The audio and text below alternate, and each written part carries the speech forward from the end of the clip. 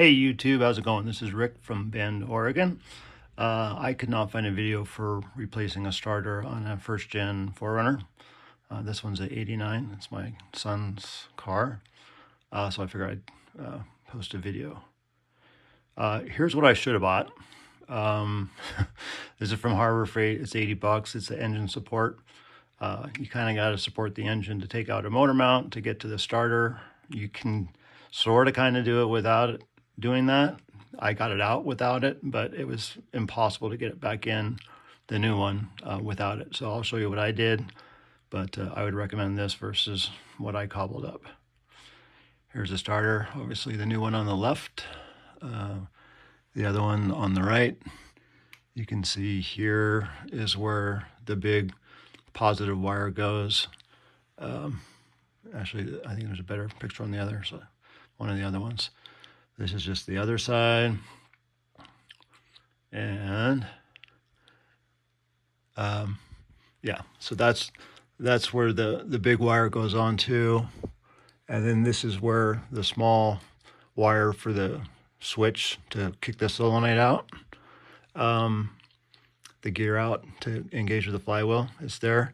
You can see the old one, it broke off and there was a wire on there and we had it zip tied and it was a mess. So anyway, that's why that looks different. I got it off of eBay for like 60 bucks, something like that. So here's the passenger side wheel well. The starter goes up in here. I had it pulled out in this picture here. Here's the motor mount that is completely in the way. You can't go that way, so you have to you can grab it and pull it straight out. Again, I was able to get it out without taking this mount out. I did have to lift the engine a little bit for some clearance.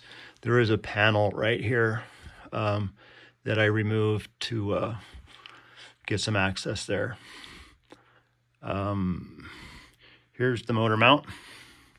So there's 6 bolts. There's 2 at the bottom down here. This is a kind of a rubber piece here. And then there's 2 bolts there. And then 2 bolts right here and right here. You can see right here is the teeth of the flywheel.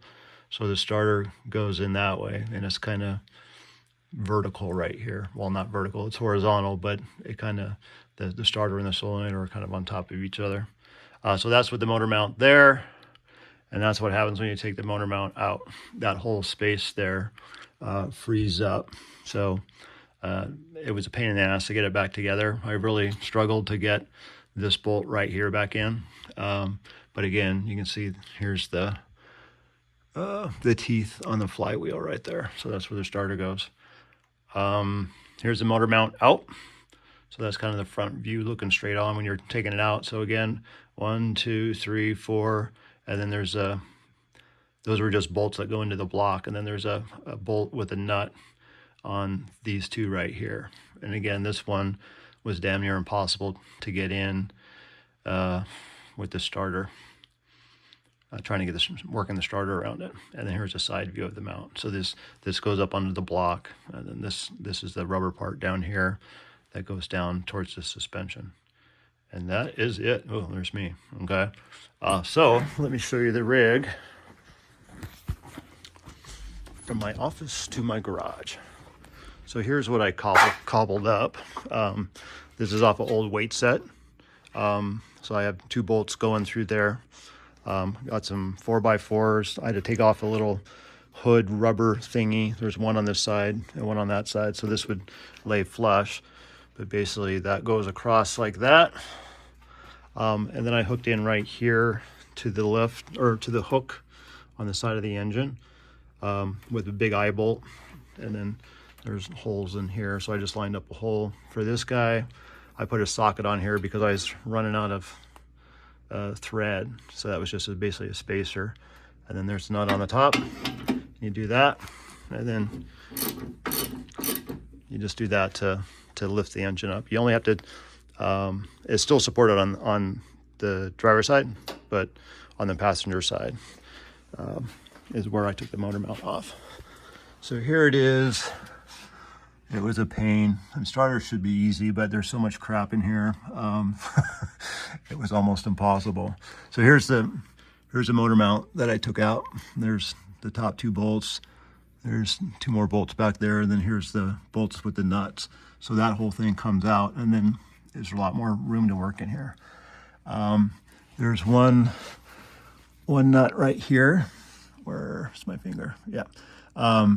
There's 1 bolt, sorry, that goes into the top of the starter from this side. So it goes from the rear towards the front. This is a different length than the other bolt, so make sure you mark them. This one was longer. The one in the back is longer. And then down here, I don't think I can even see it, but basically down in there, there's another bolt, a shorter bolt that goes from the front towards the rear. So you have to get a long extension, pull out every extension and every wobble and every U-joint style flex thing to get to these. They were a pain.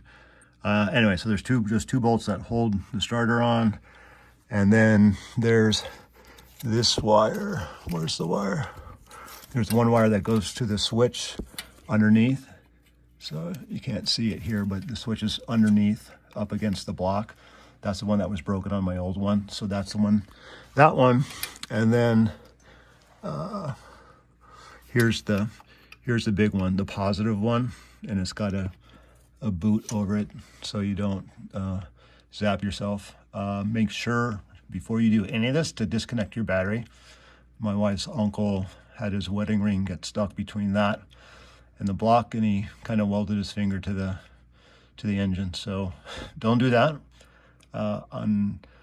Take the cable off the battery. I think that's it.